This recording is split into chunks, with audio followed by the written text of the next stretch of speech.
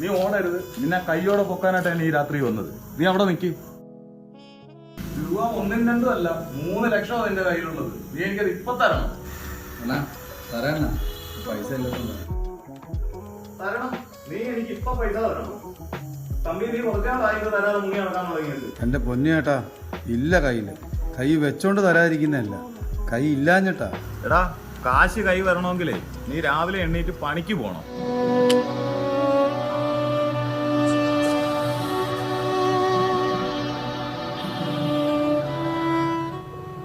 അണ്ണാ, എല്ലാ ആൾക്കാരും എന്നോട് ഇത് തന്നെയാണ് പറയുന്നത്, പണിക്ക് പോകണം പണിക്ക് പോകണം.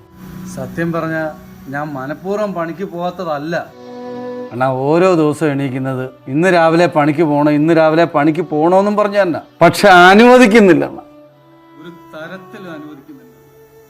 ഒരു നശിച്ച ജന്മമായി പോയല്ലോ ഉണ്ടായി. ആരാടാ നിന്നെ പണിക്ക് പോകാൻ അനുവദിക്കാത്തത്? ഞങ്ങളുടെ വീട്ടിലെ പായം തലാണി എണീക്കുമ്പോ പിടിച്ചവിടെ കിടത്തുവണ്ണ.